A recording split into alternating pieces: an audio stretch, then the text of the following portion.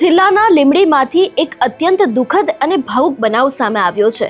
ભગવાન જગન્નાથજીની ભવ્ય રથયાત્રાની તૈયારીઓ વચ્ચે રથયાત્રામાં જોડાવા માટે ખાસ લાવવામાં આવેલા લક્ષ્મી નામના ગજરાજનું અચાનક મોત નિપજતા સમગ્ર વિસ્તારમાં શોકની લાગણી પ્રસરી ગઈ હતી। ગઈકાલે રથયાત્રા શરૂ થાય તે પહેલા જ બનેલી આ ઘટનાએ આયોજકો, મહાવત અને હજારો ભાવુકોને આઘાતમાં મૂકી દીધા હતા। ગજરાજના મોતનું ચોક્કસ કારણ જાણવા માટે તપાસ શરૂ કરવામાં આવી છે, જ્યારે ધાર્મિક વિધિ મુજબ તેની દફન વિધિ પણ કરવામાં આવી છે। શું છે આખો આ મામલો તેની વાત કરીશું આજના આ વિડીયોમાં। નમસ્કાર, હું હંસિની અને તમે જોઈ રહ્યા છો નિર્ભય ન્યૂઝ। દાહોદ જિલ્લાના લીંબડી ખાતે ભગવાન જગન્નાથજીની વાર્ષિક રથયાત્રાને લઈને છેલ્લા ઘણા દિવસોથી જોરશોરથી તૈયારીઓ ચાલી રહી હતી। શહેર અને આસપાસના વિસ્તારોમાં ભક્તિમય વાતાવરણ જોવા મળી રહ્યું હતું। રથયાત્રામાં ગજરાજનું વિશેષ મહત્વ હોવાથી લક્ષ્મી નામના હાથીને ખાસ આ પ્રસંગ માટે લાવવામાં આવ્યો હતો। હજારો ભાવિકો ગજરાજના દર્શન કરવા માટે આતુર હતા અને રથયાત્રામાં તેની ઉપસ્થિતિને લઈને ભારે ઉત્સાહ જોવા મળી રહ્યો હતો। પરંતુ વહેલી સવારે અચાનક એવી દુઃખદ ઘટના બની કે સમગ્ર વાતાવરણ શોકમાં ફેરવાઈ ગયું।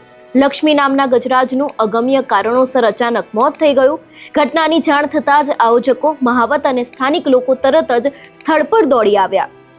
થોડા સમય પહેલા સુધી સ્વસ્થ દેખાતો ગજરાજ અચાનક મૃત્યુ પામતા સૌ કોઈ આશ્ચર્યમાં મુકાઈ ગયા।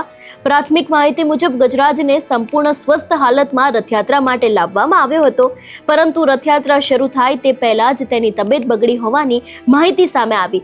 જો કે તેનું ચોક્કસ કારણ હજી સુધી બહાર આવ્યું નથી।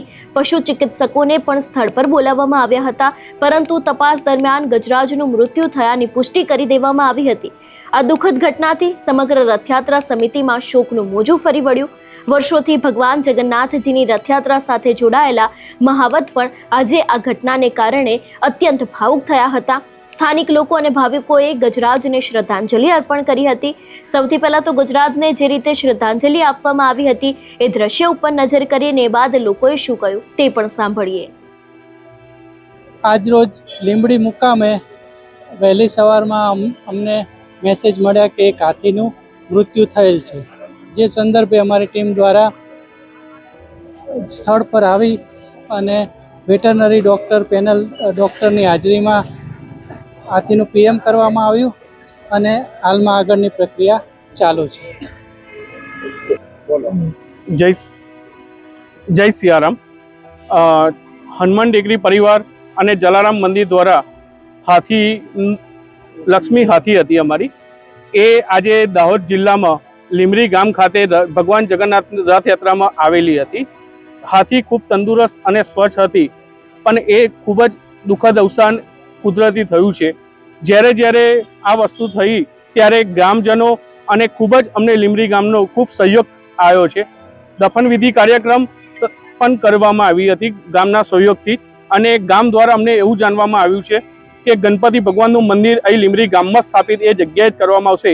એ બદલ અમે સમગ્ર ગ્રામજનો અને જેને પણ તન મન ધનથી સહયોગ કર્યો એ બદલ અમે જલારામ પરિવાર અને હનુમાન ટેકરી પરિવાર તરફથી એમનો હૃદયપૂર્વક આભાર માનીએ છીએ। બીજી તરફ ઘટનાની જાણ થતાં સંબંધિત વન વિભાગ, પશુપાલન વિભાગ અને સ્થાનિક પ્રશાસનના અધિકારીઓ પણ સ્થળ પર પહોંચ્યા હતા। ગજરાજના મોત પાછળનું વાસ્તવિક કારણ જાણવા માટે જરૂરી તપાસ હાથ ધરવામાં આવી છે। પશુ ચિકિત્સકો દ્વારા પોસ્ટમોર્ટમ સહિતની પ્રક્રિયા પૂર્ણ કરીને વૈજ્ઞાનિક રીતે કારણ જાણવા માટે પ્રયાસ કરવામાં આવી રહ્યો છે। ગજરાજના મોત બાદ ધાર્મિક પરંપરા અને શાસ્ત્રોક્ત વિધિ મુજબ તેની અંતિમ વિધિ કરવામાં આવી હતી। મોટી સંખ્યામાં સ્થાનિક લોકો, ભાવિકો અને રથયાત્રા સમિતિના સભ્યો હાજર રહ્યા હતા। ગજરાજને સંપૂર્ણ સન્માન સાથે દફનાવવામાં આવ્યો હતો।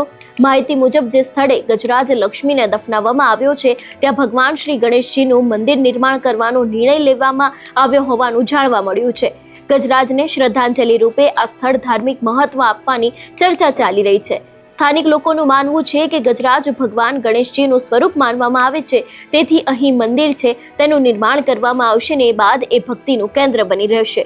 જે રીતની આખી આ ઘટના સામે આવી છે એ વિષયને લઈને તમારો શું અભિપ્રાય છે અમને કમેન્ટ કરીને ચોક્કસથી જણાવજો। તેની સાથે અમારી ચેનલ નિર્ભય ન્યૂઝને લાઇક, શેર અને સબસ્ક્રાઇબ કરવાનું ભૂલશો નહીં। નમસ્કાર।